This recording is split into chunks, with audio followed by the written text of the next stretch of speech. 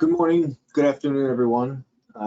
Welcome to today's webinar, and thank you for attending.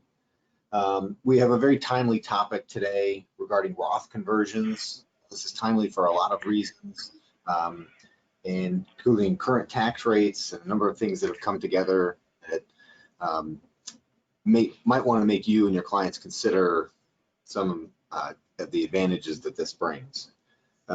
As a full service provider of fiduciary services, Peak Trust Company welcomes the opportunity to partner with you and your clients to help them achieve their financial planning goals. We have a few housekeeping items today. We're recording the webinar and we'll send out the slides and the recording within 48 hours. So anything that you miss or want to review, you'll have that opportunity. And during the webinar, feel free to ask any questions you have through the chat panel. We will cover as many of those as we can at the end. And with that, we'll get kicked off with today's topic of top 4 reasons to do a Roth conversion now. And Bob, if we can advance that slide 1. So why now? In April of this year, Peak Trust Company conducted a nationwide survey of advisors, CPAs, and estate planning attorneys to talk about some of the top concerns for their clients. And what the survey revealed is that a key client concern can a Roth conversion help with some of these key client concerns? And if we advance one more slide.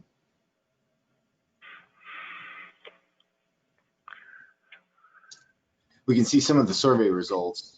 More than 50% of clients expressed concern about the loss of the stretch option with the Secure Act.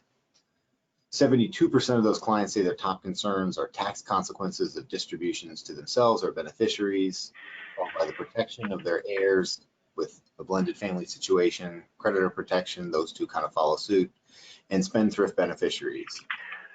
All kind of related in one topic there. And then 71% of clients are now considering a Roth IRA conversion, but haven't pulled the trigger yet. So there's definitely a lot of interest in this topic. And again, we think that that makes sense given the current environment. And to talk to us today, I'd like to introduce Bob Keebler. For many of you, he needs no introduction. Bob is a partner at Keebler and Associates LP and the current chairman of AICPA Advanced Estate Planning Conference. He's named by CPA Magazine as one of the top 100 most influential practitioners in the United States and one of the top 40 tax advisors to know during a recession. His practice includes family wealth transfer, preservation planning, charitable giving, retirement distribution planning, and estate administration. With that, very honored to present and introduce Bob, and I'll turn it over to him. Thank you, Matthew. It's an honor to be here, and what a topic. What a great topic considering everything that's going on in the market and in Congress, and the slow realization that tax rates are almost certain to go up in the future. Okay, so we have to deal with that. We spent trillions of dollars on the first stimulus package, and we're going to spend perhaps another trillion and a half on the second stimulus package that we'll see in July. So there's a lot out here that we have to address. So today what we're hoping to do, I want to share with you a couple of ideas. The first idea is that because there are no RMDs in 2020, we've been having a lot of people do Roth conversions to replace that RMD. So think about that for a moment. There's a big decrease in income rather than being in the 10 or 12% bracket. Let's do Roth conversions and get ourselves up to our normal bracket, filling up the 10, 12 offsetting itemized deductions. That's kind of a tactical opportunity for 2020. Now, the other tactical opportunity versus strategic is while converting to the Roth, while the market is low, is a great idea, obviously. I mean, there's more upside when the market's been beat up. I think we all agree on that. How Roths are a great solution to the Secure Act. We're going to weave that together. The problem with Secure is after your client dies, family has to take the money out within 10 years. That's easy, right? So we know that. However, there's going to be a great deal of bracket compression that goes along with that, especially if you only have 1 or 2 children. And However, we could do Roth conversions beforehand and thread the needle at 10 or 12 or even 22%, 24%. That may be better than what we're going to get. And then we need to know why the Roth conversion makes so much sense when current tax rates are likely to go up. So the greater the future tax rate, the greater the more a Roth makes sense today. Now, taxable income, and I know you know some of this, but it's good for us to say it out loud. Taxable income is based on the value of assets you convert to the Roth, and all the recovery under today's law is sheltered from future income tax. So if I convert when Bank of America is at $20 a share, that's a really smart thing. And if it then goes up to $35 a share, $40 a share, maybe a little wishful thinking, we're going to, all that growth is going to be tax exempt. Recall that undoing a Roth conversion or recharacterization is no longer possible after the Tax Cuts and Jobs Act. So we're just not allowed to change that up after the Tax Cuts and Jobs Act. There is a temporary waiver of RMDs in 2020, including individuals who should have taken a 2019 RMD, but they pushed that off to April 1st, and including inherited IRAs and inherited Roth IRAs. So again, we have that waiver. That's a big thing. Now let's talk about what was the law before. Okay, when 2018, I die. What is my family up against? So what my family's up against is if my IRA goes to my wife, she can do a rollover. She can name our children, and when she dies, our children will have an inherited IRA. So they're going to have an inherited IRA, and they can take that out over their life expectancy. So they can take that out over their life expectancy. That is, in my mind, a pretty big deal. Advantages: the rollover delays the RMD until the spouse's own required beginning date, and that's with a Roth or a regular IRA. And inherited IRA provisions allow the beneficiary's life expectancy to be used. That was the old law. Now, you can't delete the old law. Don't erase it from your brain, because anyone that died prior to 1/1/20 is subject to the old law. So you have to keep that. Those people are going to need help too, and reminders of how this works. Now enter the new law. 10 years. It has to be distributed by 10 years by December 31st of the 10th year following the year of death. So if somebody died today, they would have the rest of this year plus 10 more years all the way up to December 31st. That's going to be how that plays out. And we know that taking the stretch is a better result. Okay, we know that taking the stretch is a better result, and that's why it's going to be so important for us to protect the eligible designated beneficiary group. Okay, so we want to be able to protect that eligible designated beneficiary group and get them the right payouts. And that will result, that'll be a very powerful result. Now, what are the exceptions we're up against? So these are the 5 exceptions your clients are going to have when it comes to secure and avoiding the 10-year rule.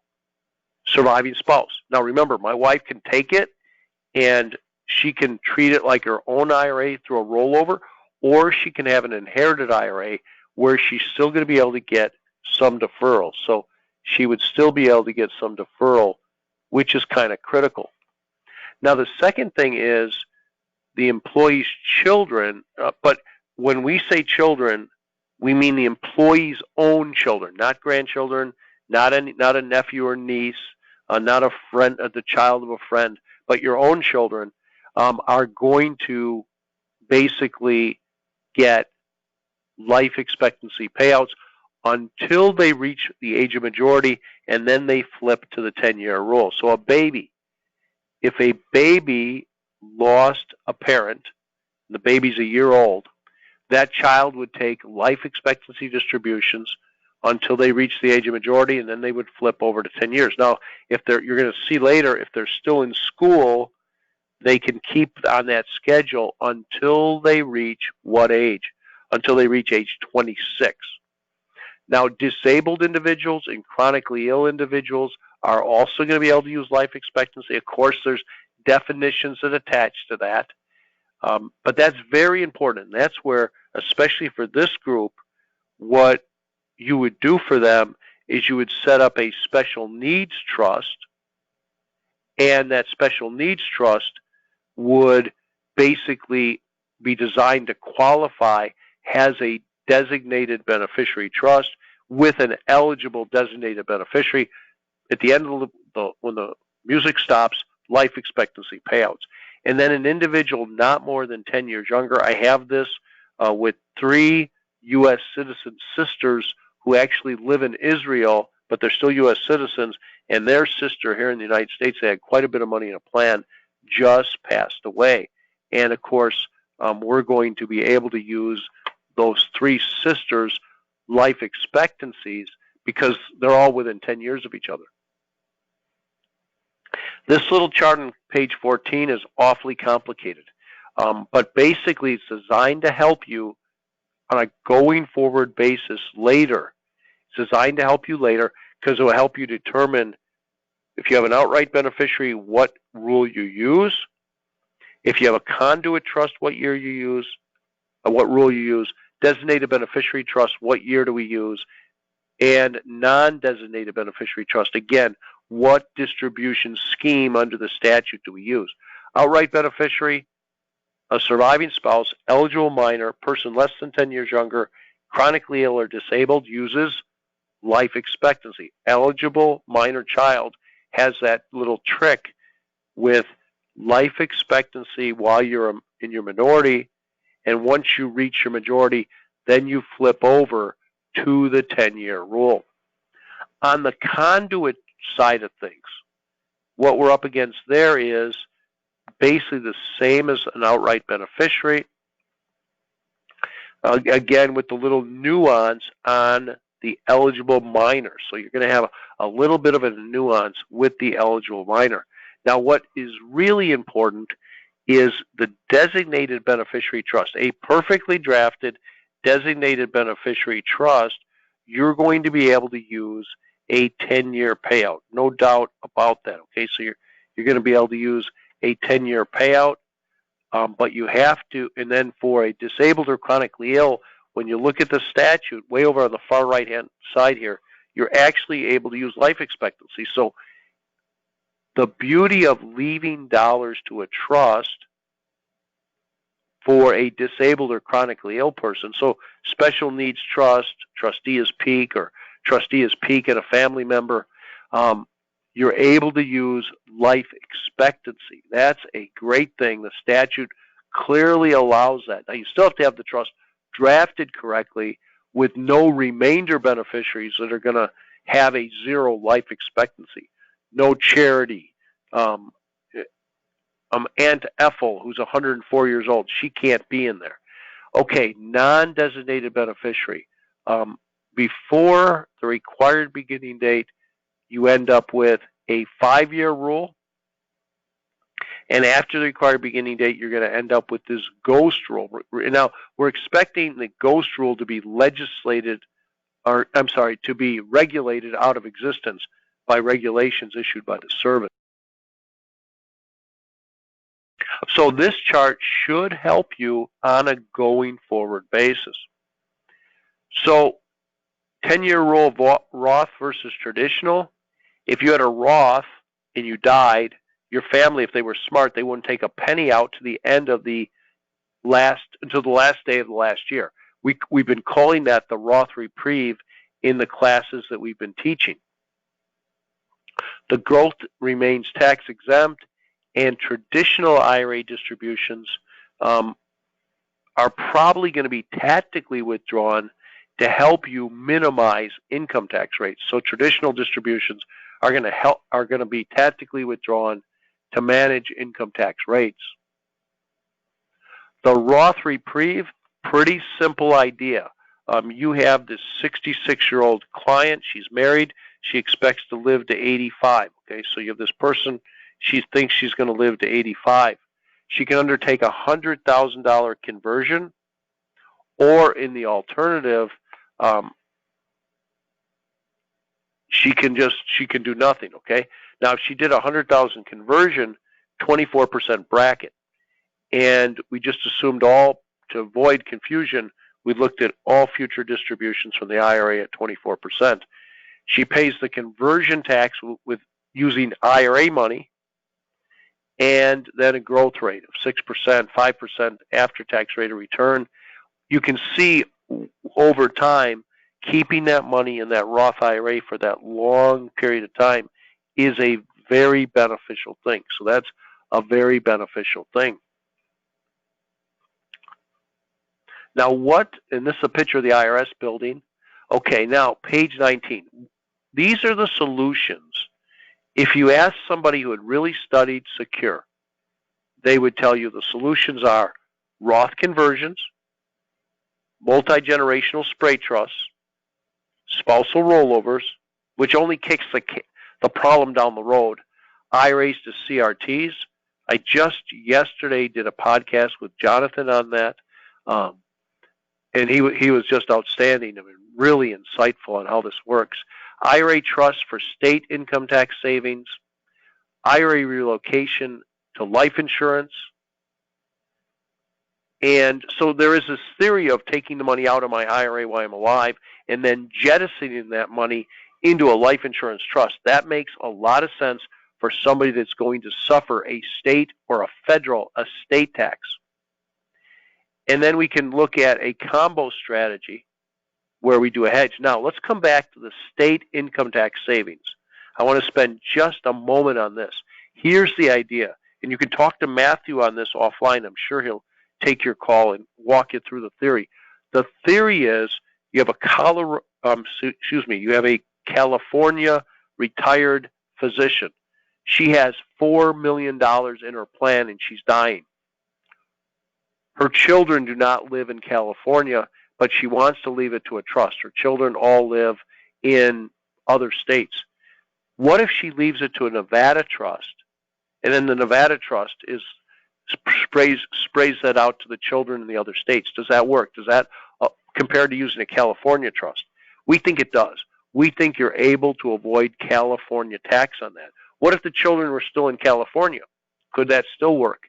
You'd at least get deferral followed by California throwback. But now the rest of the story. Now just follow the bouncing ball here.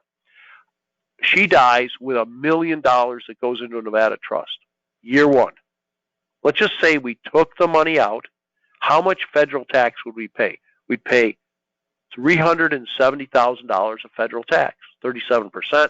We're left with $630,000. In year three, that $630,000 goes back to California. And it's subject to what are called the California throwback rules. The most we're going to pay tax on under California law is what went back. The most we could ever pay tax on would be $630,000. That $370,000 of federal tax that you paid in year one, that just vanished. In essence, the federal tax, strangely enough, became deductible for California purposes because the only thing you can throw back is the $630,000 that's left. That's a big thing. So talk to Matthew about that. We feel pretty strongly that that works. There's really no downside to trying it. Does the client wish to enhance wealth transfer? Let's say the answer is yes. Your choices are, and the most popular one will be a Roth conversion, but your choices are to look at a CRT or direct to charity, or looking at, should we do insurance? Do we have any eligible beneficiaries? Or do we do a Roth conversion? Now, the most popular of all these, because it will be the easiest to implement, will be the Roth conversion. Because with the Roth conversion, you really do not need anyone else to help you, okay? You don't need anyone else to help you.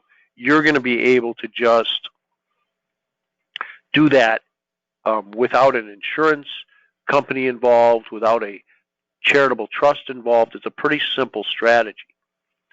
As far as there's not a lot of other advisors.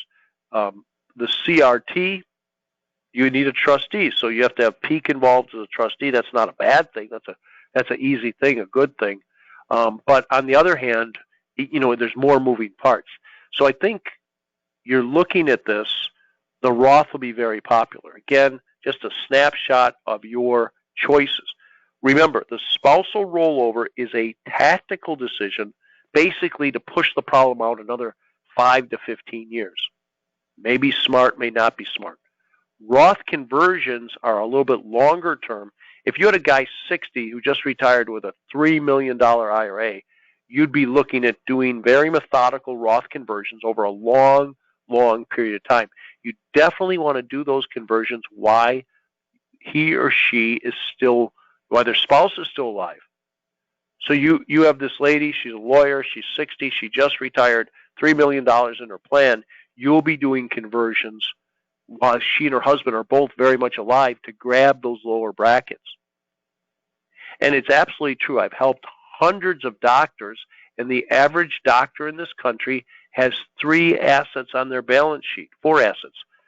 The large IRA, a house with a big mortgage, a BMW, perhaps it's leased, and golf clubs. That's it. They're going to have to, the only real income during retirement will be from the IRA. So you need to lay out a plan for them, and as part of that plan, we need to determine whether we should be doing Roth conversions. Charitable remainder trust, very powerful in the right circumstance, and IRA relocation, again, very powerful in the right circumstance. Now, the Roth conversion is a pretty black and white, simple thing. So the Roth conversion is a pretty black and white, simple thing. As it relates to the 10-year rule, the purpose of the Roth conversion is to spread distributions out over many years and lower brackets. So instead of the money coming out over 10 years after I die, it comes out over 25 years, from the time I'm 60 to when I die at 85. That would be a very powerful thing. The general Roth concepts, 100% of a Roth IRA is tax exempt. We know that. But what else might we not have thought about? Well, there's no distributions at 70.5. We're well aware of that. Okay, so there's no distributions at 70.5. We're well aware of that. And there's no RMD. The RMDs are going to exist on inherited Roth IRAs, but we can wait till the end of that 10th year following the year of death. That's that Roth Reprieve. Logically, we know that the deferral is worth a lot. Okay, we know that the deferral is worth a lot. If you have somebody that doesn't need the money to consume during their lifetime, get it in the Roth. So from age 70 to age 80, it can grow and grow and grow without the weight of that RMD. That's going to work out extremely well, except when there's an estate tax. If you're flying into the estate tax, that's not going to work out so well. Now, on the other hand, we have to watch what's happening in Washington. What if the estate tax exemption goes down? Now, what has to happen for that to happen in 2021? I think we know the rule. We know the law here. The Senate has to flip, and the White House has to flip. If that happens, certainly with the money we just spent on stimulus, plus the political pressure of economic fairness, and there's no political commentary here. It's just, there's a lot of political pressure right now to make the economics in this country more fair, or fair in quotes, whatever that means. It means that we'll probably see the estate tax exemption go down to maybe 5 million plus inflation. Could it go lower? That's everybody's guess. Okay, we don't know what Congress is going to do, because that particular deal will undoubtedly be cut by people who do not even know that will be their responsibility yet, and that will all happen in the next Congress. You can convert traditional IRAs, 401k plans, profit sharing plans, 403b plans. These are all easy. You can also put in the back of your mind under Notice 2008-30, you are allowed to convert 401k plans over to a Roth after someone dies. Your client worked for the power company. He died at 60 years old.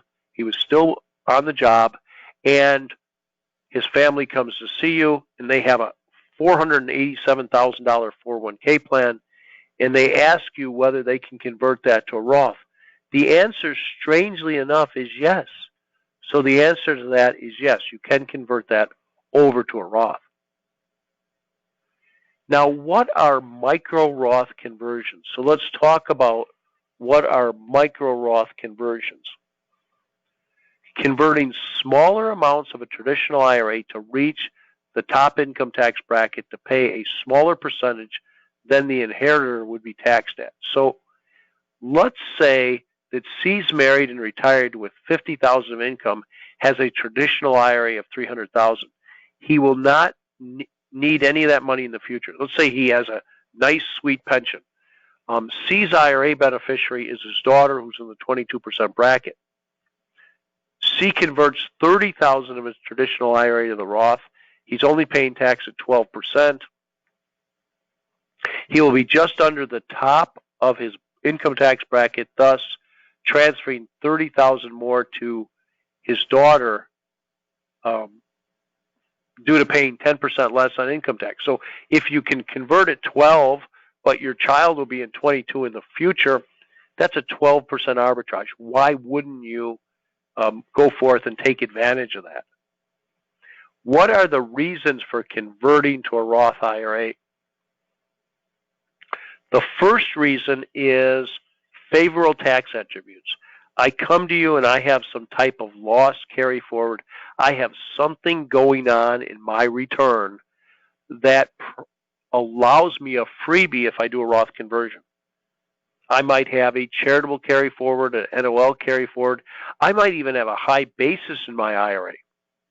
Maybe my value of my IRA is $60,000, my basis is $50,000. Well, if that's the case, then why wouldn't I do a Roth conversion? Of course I would do a Roth conversion. That only makes sense. Then we look at the suspension of the minimum distribution rules at 70.5. Remember, we don't have to take money out. Taxpayers can also benefit by paying income tax before the estate tax compared to the income tax deduction obtained when a traditional IRA is subject to estate tax. If you have somebody that is going to be subject to federal estate tax and state estate tax, you definitely want to look at how is the Roth taxed compared to the regular IRA. So you definitely want to know how is the Roth tax compared to the regular IRA. The 691C deduction is generally not nearly as efficient as doing a Roth conversion. So the 691C deduction is generally not nearly as efficient. Taxpayers who can pay the income tax on the IRA from non-IRA funds are going to benefit greatly from the Roth because of the ability to enjoy greater tax-free yields. Those are the big things. Is there something I can do? Do I have a favorable tax attribute? I won't need the money. I might have an estate tax problem and I can get a better deal with a Roth than a regular IRA. And if I have outside funds to pay the taxes, that is very powerful. Now, the other thing we have to think about is married versus single. A lot of folks with large IRAs, that's their only asset. So here you go. Grandma and grandpa are married, and their income from their IRA is their only income plus Social Security, and they're coming to about $140,000 of income. Now, on the other hand, if grandpa were to die, or grandma were to die, look at the bracket of the surviving spouse. Right now, the single bracket is half that of the married bracket. So what you know for sure is that when someone dies and we go from married to single, what is going to transpire very easily, what's going to transpire super easily is, it's real simple to understand. We're going to be in a higher bracket. And then those RMDs are going to come with a very high tax rate. Okay, so we have that extremely high tax rate a little bit later on. And we just want to look at that and figure out, what does that mean? And when we play through this, you want to get Roth conversions while you're married. Let's think about this. So let's say income was $170,000.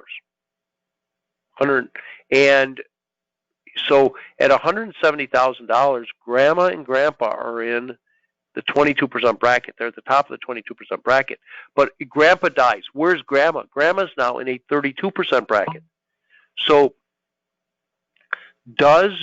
would it make sense, for example, to do Roth conversions all the way through the 24% bracket while grandma and grandpa are both alive? Absolutely, it makes sense. You can't, there's no way you can hurt yourself. That is the real moral of that story. And that's something you want to take to heart, is you want to get Roth conversions done while both parties are alive. Basically, what are the other reasons? Federal brackets more favorable for married versus single. Post-death distributions are tax-free. Can I reduce the size of my estate by doing a Roth conversion and losing some of that money to tax? What about, are tax rates expected to increase in the near future? I think they are. We might see many conversions. November 10th is the day of the election. So we're going to have 20 more days in November, 31 days in December, 51 days. You want to have your best clients educated on the merits of a Roth conversion so that you can talk to them after the election. Because in a circumstance where where the pendulum swings and the Democrats control the House, the Senate, and the White House, and who knows what's going to happen. I mean, it's kind of silly to guess at that. But if that were to happen, where we are with all this is you would almost certainly be doing Roth conversions in November and December. And you want to be ready to do that, okay? You want to be ready to do that because you're only going to have so much time. And if, say, the process of doing a Roth conversion is 5 hours of education and 1 hour of paperwork, you want to have that 5 hours of education, for me, your client, done between now and November. And just be ready so you only have to do the 1 hour of paperwork. Otherwise, there's simply not going to be enough time. We want to look at, remember when you do Roth conversions, it could affect the taxation of your Social Security benefits. It could also impact your Medicare premiums, the insurance premium. So be very careful with this, because whenever I speak to a group of financial advisors, undoubtedly a few people will come up afterwards and remind me that, you know, Bob, I did a Roth conversion. I thought it was a great idea. The client then got their Medicare premium. It went up, and the client went berserk. They went ballistic because somehow paying that additional insurance cost really upsets people. On the taxation side, I'm going to leave some of this for you to look at later. It just talks about how Roth conversions are taxed. Remember, if you have basis in your IRA, it makes it a great candidate for a Roth conversion because you only pay tax on the amount over basis. Also remember, sometimes husband and wife have different basis ratios. Okay, they have different, spouses may have different basis ratios, and there we go. And you'd want to take advantage of the spouse with the higher basis ratio. That's the better spouse to do your first conversion for. A couple of charts in here that might be helpful later. A chart on the kind of the ordering rules, little chart on where the 10% penalty applies, and then a little bit more about how Roths are taxed. Now, this is an interesting chart, page 43 of your materials. In the southeast corner of the chart is kind of IRA heaven, if you will. No income tax and no penalty tax. The opposite corner is a more difficult situation because you have, the income tax, and then you also could have a 10% penalty. Be very conscious of this, because if you do Roth conversions before age 59 and a half, you're going to have to have outside funds to pay the taxes, because you really cannot get the money out of the Roth without the imposition of the 10% penalty. So you can't get that out without the imposition of the 10% penalty. This chart might help you later because it deals with the ordering rules. Very important to have this handy. And it just shows you how the law orders distributions, starting with looking at coming out of net contributions, amounts converted more than 5 years ago, then amounts basically converted more than 5 years ago, the non-taxable portion, looking at amounts converted within 5 years, the taxable portion followed by the non-taxable portion, and finally coming out of earnings. Now, one of the most important rules is the seasoning rule. You have to hold your money in the Roth IRA for a period of 5 years. Now, the interesting thing about this rule is if I had $100 in a Roth today, and that was, so I have $100 in a Roth today, very simple, and 5 years, 10 years later, I do another Roth conversion. Does that second Roth conversion automatically meet the 5-year rule? It absolutely does, because remember, to get money out of my Roth IRA tax-free, I have to have had it in there for 5 years. And as long as I have, it's only, I only need $1 of Roth money in there for 5 years, and then subsequent conversions do not have to meet a separate 5-year test. So they are not going to have to meet a separate 5-year test. There is a special rule called the penalty box rule. If you do a Roth conversion under 59.5, your money goes into the penalty box for 5 years. You have to hold that money in there for 5 years. Otherwise, what happens is you're going to experience a 10% penalty if you pull any money out. And this wasn't in the law when the Roth passed in 1997, but it was put in the Roth IRA, or in the law right after that, because people were doing Roth conversions so that then they could pull money out without a 10% penalty. So people figured that out pretty quick. Now, these charts are going to talk, they're going to allow us to have a conversation about brackets. Take your pencil and put it on the top of the 24% bracket on the middle bar, the 2020 married bar. Now let me ask a question. We are eventually going to sunset and we're going to go back to the old rates. Take your pencil, move it horizontally to the left, and tell me what bracket will you be in if you're at the top of the 24% today. What bracket are you going to be in when we sunset? 33. Most of the 24% bracket is, if you're in the 24% today, you're either going to go into the 28 or the 33. That's just what the law provides.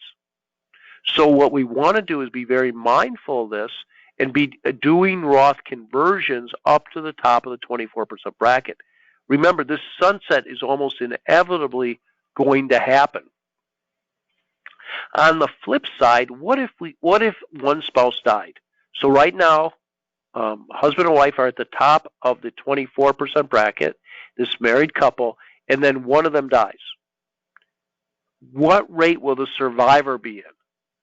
Not a trick question. The survivor is going to be in a 35% bracket.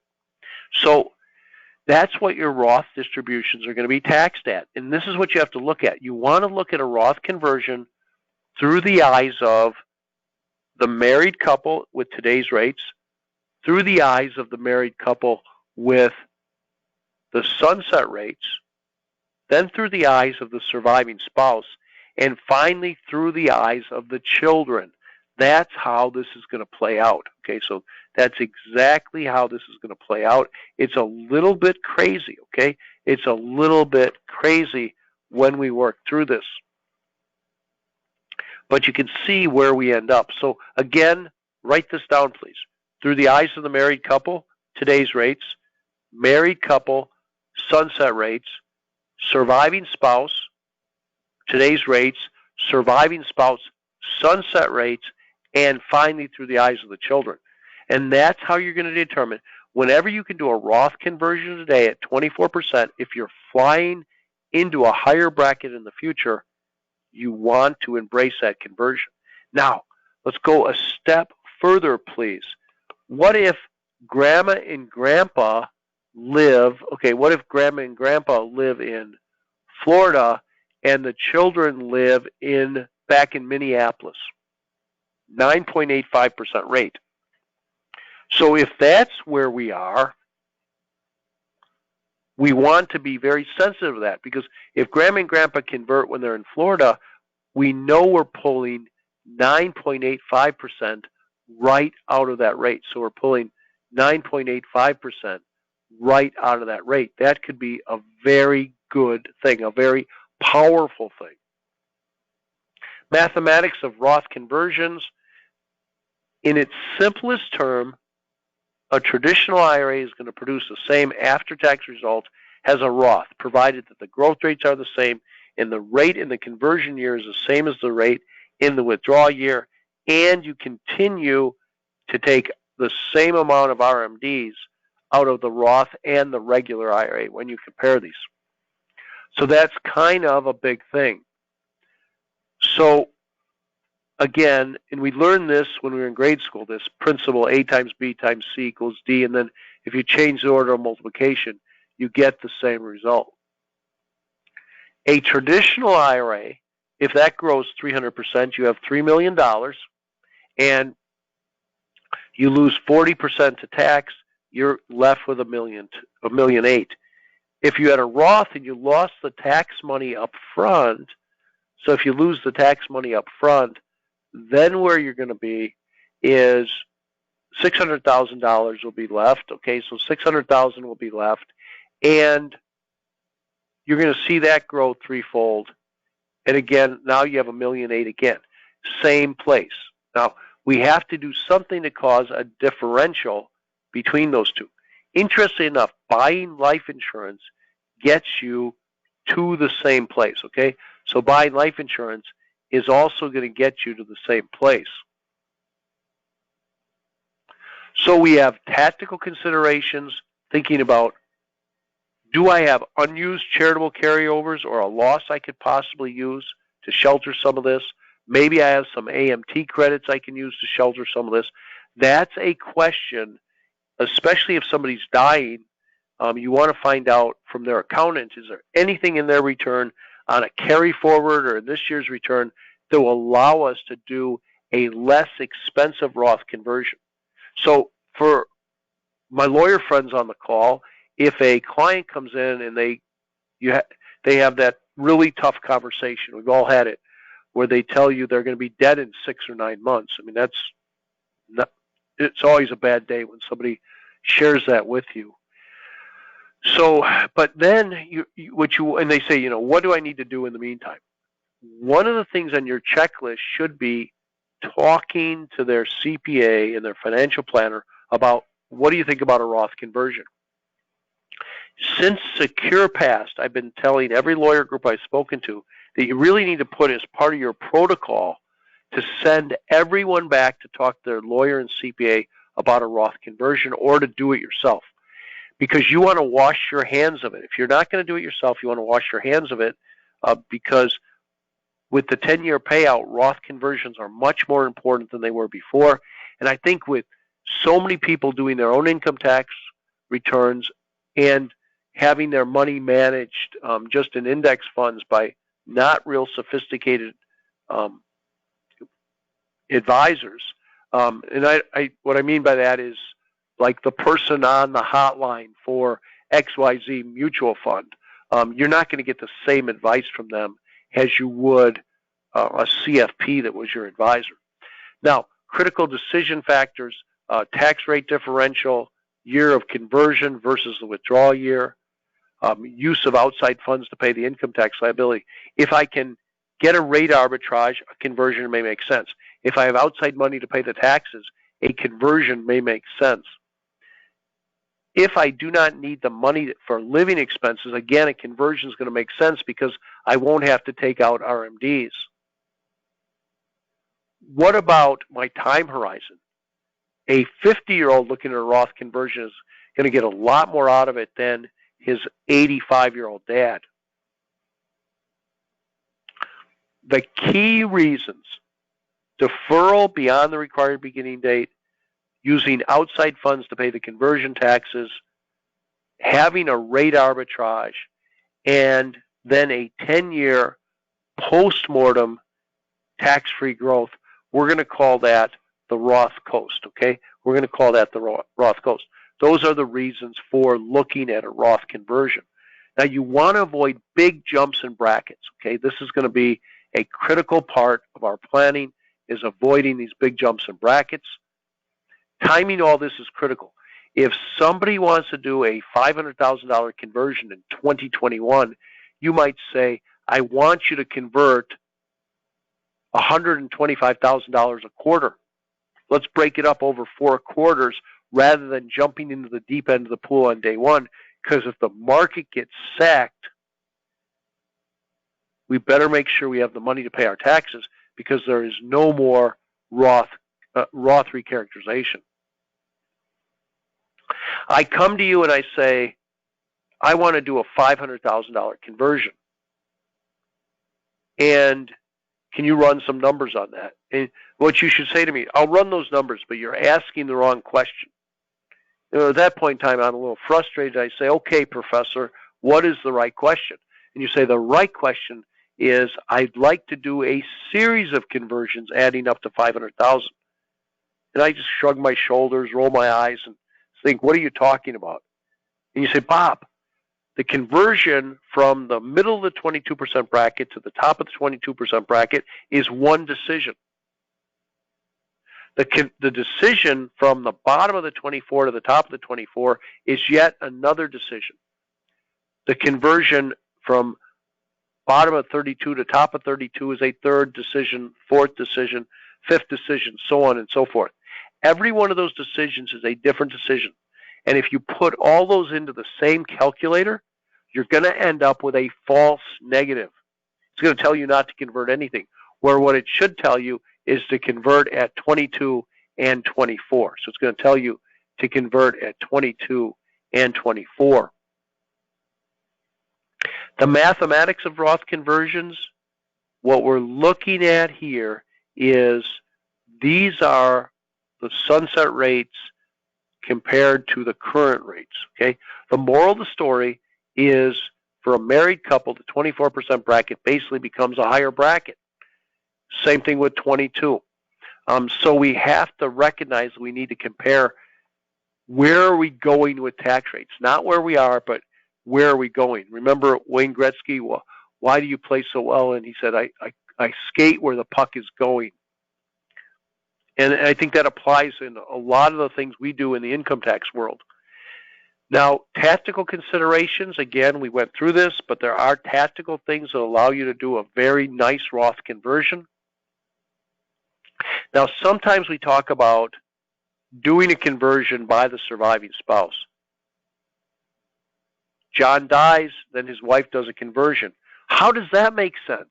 Because she's in what type of bracket? She's in a single rate bracket. That can't make sense. Now, maybe year of death you do some conversion, but after that, it doesn't make sense because her brackets are so skinny. Remember income taxation of trusts. If you had a client that needed to set up a special needs trust, and they had a $500,000 Roth and $500,000 regular IRA, how would they approach that? That is the big question. And they might set up one trust, but then when the distributions go into that trust, when the income is distributed, you're going to distribute out half Roth and half regular distributions. On the other hand, if you use two separate trusts, one for the Roth and one for the regular, you can trap the Roth dollars at the trust level, and you can pay out the other dollars. So you're going to be able to pay out the other dollars. This becomes a very, very important thing. So we definitely want to embrace that, okay? We want to embrace using two trusts because you can see how ugly those rates are. Again, one trust for the traditional IRA and one trust for the Roth IRA. Now, in the time we have left, Matthew's going to jump in and he's going to teach us about something called the trustee IRA. It's a very good idea and it's very powerful. Matthew? Yeah, thanks, Bob, and thanks for running through, all of the ins and outs of Roth conversions. They always seem kind of easy in concept, but the details are, incredibly important, and planning situations for each individual will determine whether it's appropriate or not. To jump back to something we talked about in the beginning of the presentation, which was that survey that we did earlier this year, and trying to address client concerns.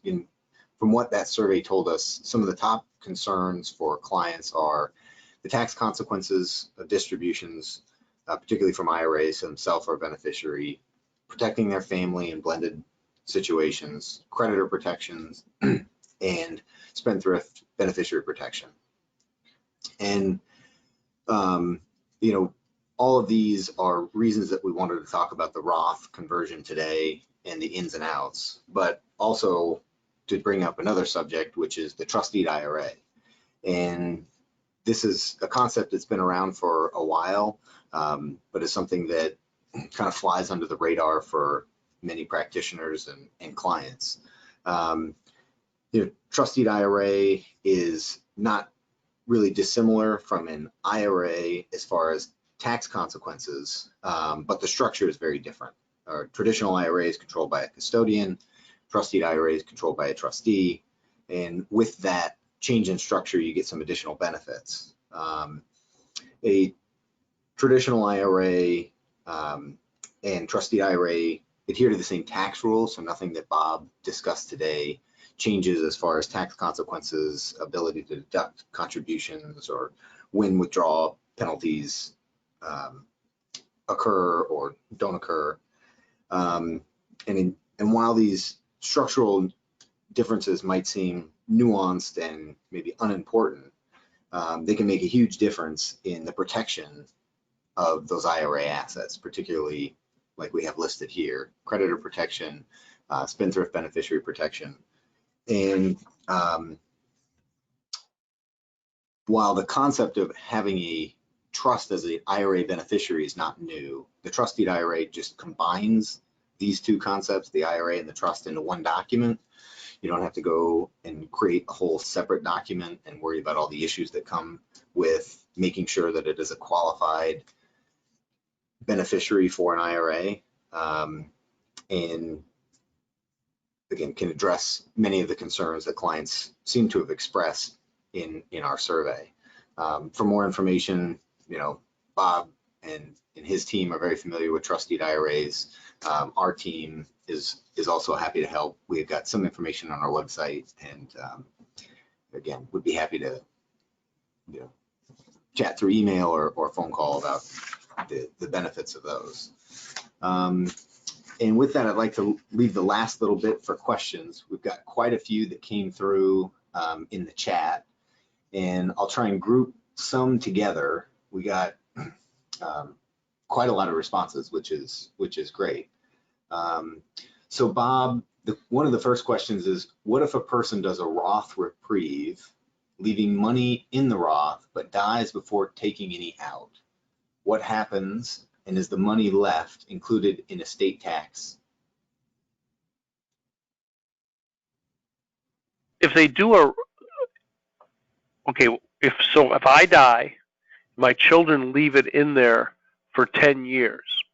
First of all, the estate tax would be measured when I died, not at the end of the 10 years. It's a snapshot of my assets at my death. And then those assets, unless they're in a trust, they're going to be included in whoever the beneficiary's estate would be. So I don't know if I understood the question, but that's kind of what I thought was the question. Fair enough. There's one here that, is there an income tax ceiling above which you cannot convert to a Roth? Not anymore. They erased that. There used to be, but not anymore. Right. Would you be in favor of a Roth IRA conversion and utilization of an accumulation trust for the benefit of kids so that the money can remain in trust in absent tax since it's in a Roth?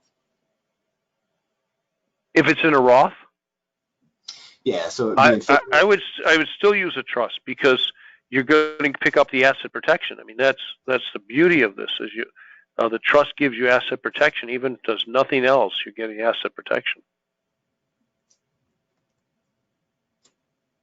We agree. What if a trust has two siblings less than 10 years apart, but also a charity as a beneficiary? If the charity is paid out within 9 months, do the other beneficiaries still get the lifetime stretch?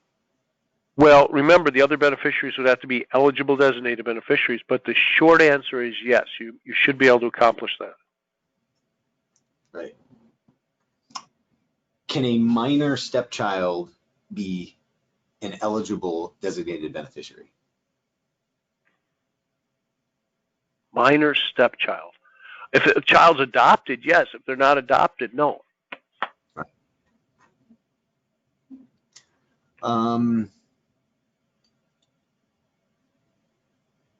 Let's see. If a person has an existing Roth account and does a Roth conversion, are the converted assets susceptible to the 5-year rule? They do a Roth conversion, and then who do they leave it to? Unfortunately, we don't have that detail. Yeah, no. You could if you left it to an eligible designated beneficiary, you'd get the life expectancy rule. If you left it to your spouse or a disabled or chronically ill person or a minor child, you'd still get that better payout. The 5-year rule would only apply if you died before. The 5-year rule would only apply if you died and you had a trust that was not a designated beneficiary trust, but where it had a charity or something that made it impossible to determine who the beneficiary was.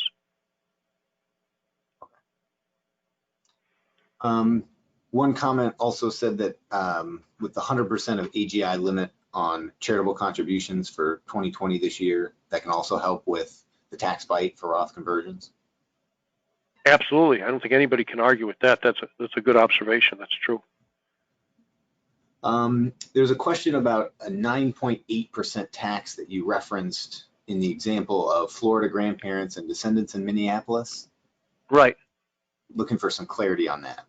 Well, if I think I have the Minnesota right very close, but if the Florida grandparents left their IRA to a child living in Minneapolis, when it goes to the Minneapolis child, a regular IRA, it's going to go on their Minnesota income tax return, and they're going to get sliced and diced. Right. It's going to be subject to Minnesota tax. But if you went and created it, if you left it to a Alaska, if you say you left it to Peak Trust Company with an Alaska trust or a Nevada trust, I think what you've just done is you've avoided that Minnesota tax. We would agree. Does the predeceased parent rule apply so a grandchild can be treated as a child? That's a GST rule. That doesn't extend over to the world of IRAs and qualified plans. Not yet, anyway.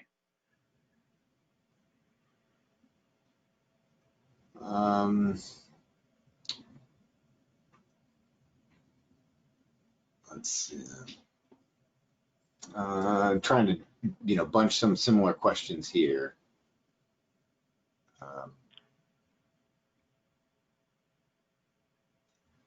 I think some of these other ones we can respond to outside of today's presentation and kind of end right here on time. Bob, any parting words or comments? First of all, I want to thank you, Matthew, for having me on. It's always an honor to be with Peak Trust. Peak Trust does an incredibly good job, great job, outstanding job with clients, and I've been so impressed with everything you have going on there. So it's truly an honor. If hopefully these slides are helpful to everybody. There's probably other stuff out there that's on the internet that I've done, but if you'd like to look at any additional information ever, just send me a note and I can send you whatever my most recent slide deck is on Roth conversions. But again, thank you for having me today. Bob, it's always a pleasure, and thanks again. It was a great presentation. Your visuals and examples are always something that I know our team finds tremendously helpful, and a lot of the clients that we work with. So again, thanks for your time, and everyone, thank you for joining us here today. Again, this presentation was recorded, and the slides will be available and included with that recording email. If you have any questions of Bob, feel free to contact him with his contact information or one of the Peak Trust Company team members. Thank you again, and have a great day. Thanks, everyone.